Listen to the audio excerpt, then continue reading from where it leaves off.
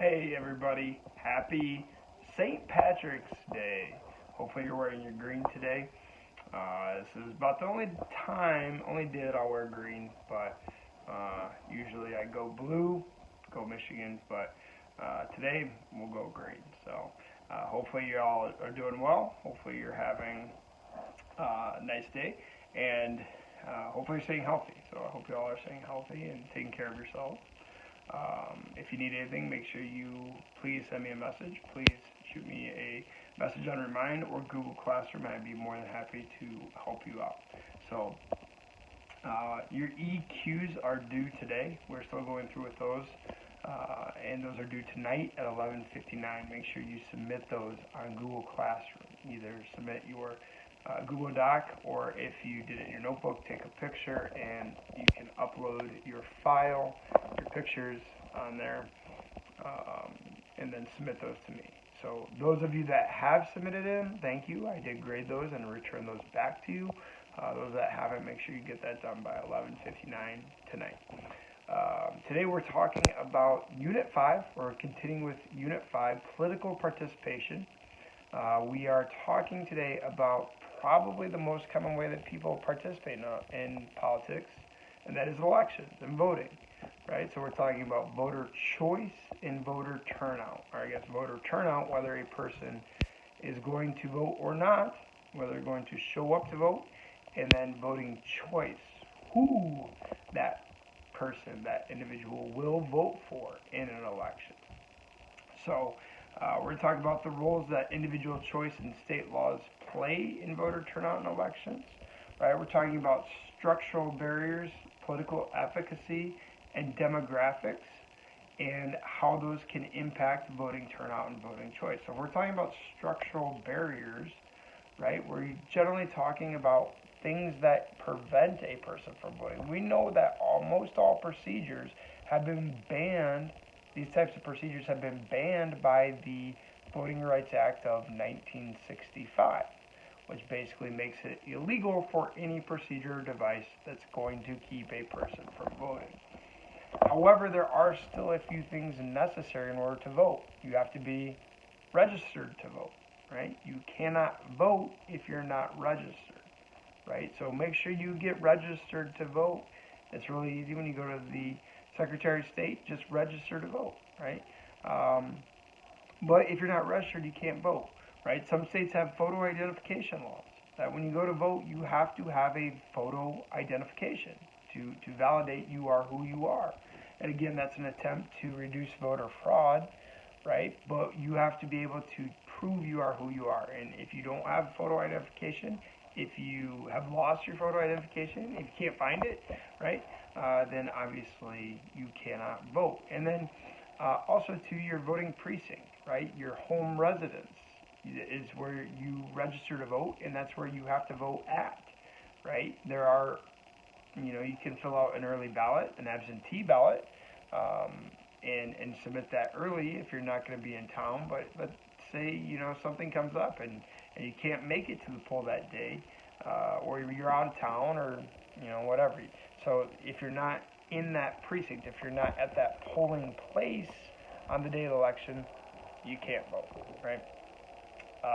Political efficacy. We've talked about political efficacy a little bit, and basically that your vote matters, right? Political efficacy is the effect that your vote would have on an election.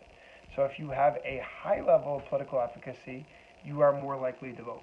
If you have low level of political efficacy, you're less likely to vote, right? And when we're talking about primaries, the Republican primary, right, is basically one candidate. It's Donald Trump. So as a Republican, you might be less likely to vote in a primary because you know that it doesn't matter who I vote for, Donald Trump's going to win the party nomination, right? Versus a Democrat might be more likely to vote in a primary because their vote matters, right? Their vote, it's down to basically two candidates now, Joe Biden and Bernie Sanders, and every vote is important coming down the stretch. We have primaries today. Tuesday is a primary date, right? So we are having primaries in state, or not we, but some states are having primaries today. And it'll be interesting to track to see how those go. And demographics. We know that the number one indicator whether a person votes or not is their education level, right? As your education increases, your political participation increases, right? The more likely you are to participate in politics. So the higher your education level, the more likely you are to vote in an election, right? Other things that can impact voter turnout are types of elections, right? The difference between a primary election, a midterm election, a presidential election. Make sure you know those differences, right? Primary elections are elections to choose candidates to run in the general election, right?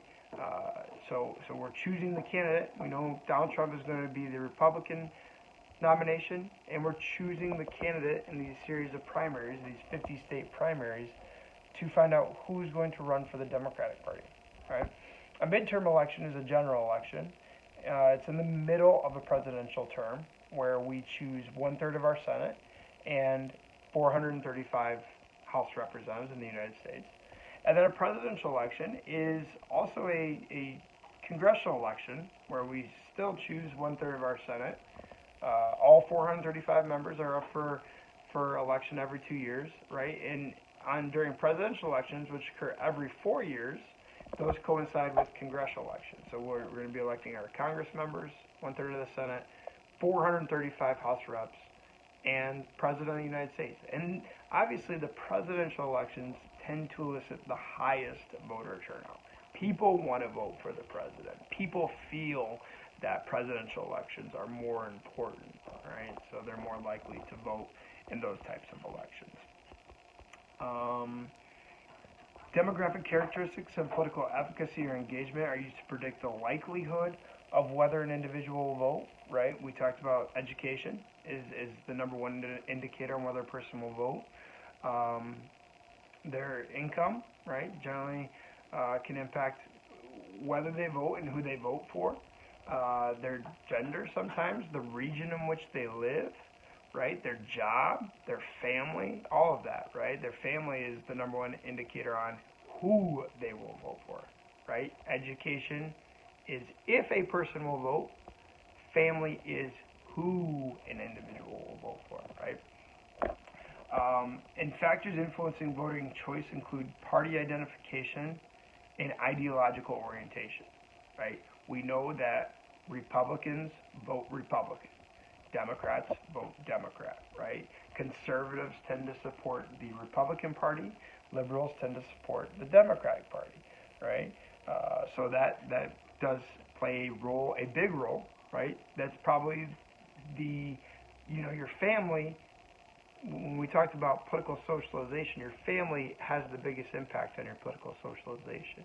And that's who you're going to vote for, right? The party that you socialize with, the party that you identify with.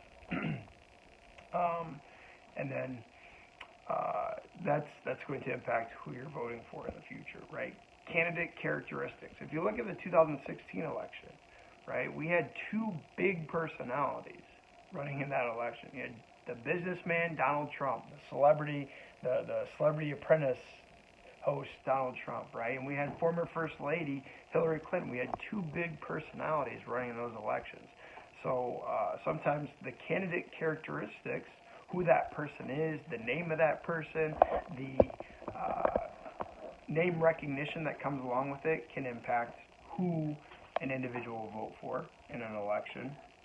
Political issues, right? Political issues for our moderate voters are big indicators on who they'll vote for, right? Especially now, the economy, the coronavirus, how that's being handled. If it's being handled effectively, then you might be more likely to vote for Donald Trump. If you don't feel it's being handled effectively, as a moderate voter, you might not be more likely to vote for him. The economy, how the economy is going to be handled, is going to be really important in the upcoming elections. It's going to be a huge topic in the debates, when it comes time for the debates in the summertime. So those will be something to keep an eye on. Religious beliefs or affiliation, right? Generally, the more church attending, the people that attend the church the most, our churchgoers, tend to be more conservative. Depends on the religion. However, we know that minority religions tend to be more supportive of the Democrats. Our white evangelicals tend to be more supportive of the Republican Party, right? Gender. Gender is not a huge impact, but it does play a little bit of a role on it, right? Women tend to be more adapt to social issues, education, children, women's rights, right? Where men tend to be a little bit more receptive to to social issues in regarding war, the economy, other events that are taking place, right? So sometimes that can impact who a person will vote for, their gender. Women do tend to slightly be a little bit more liberal and democratic, and men tend to be slightly more conservative and Republican. Of course, that there's exceptions to all rules, and that's not the case for everyone, but studies have shown, the data has shown that. Race and ethnicity, right? We know that minorities tend to be more supportive of the Democratic Party because the Democratic Party wants a big government, right? They want a big government to deal with these social issues, whereas the Conservative Party wants a smaller government, right? Less power going to the national government and more power going to the states, and so that tends to be more supported by white people. Tend to be more Republican. Usually 55 to 60% vote for Republicans, whereas minorities tend to be more Democratic. Other demographic characteristics, right? We know that the region, if you look at the coast, California, Oregon, Washington, the East Coast tends to be liberal. They tend to be blue states, Democratic states, right? The Midwest and the South tend to be strong Republican states. So that can impact your voting choice and your ideological, political socialization. We talked about that, right? The family's impact on you as an individual, as a voter, can impact your choice. Income, your gender, your education, your religion, your job, all those factors can impact who you will vote for. So hopefully this makes sense. Hopefully this clarified a few things for you. I will be posting the notes sometime, hopefully by tomorrow or the next few days. So I'll be posting those on Google Classroom too, and you can feel free to look over those. If you have any questions, please shoot me a message. Hopefully you guys are doing great. Have a wonderful St. Patrick's Day, and I miss y'all. Take care.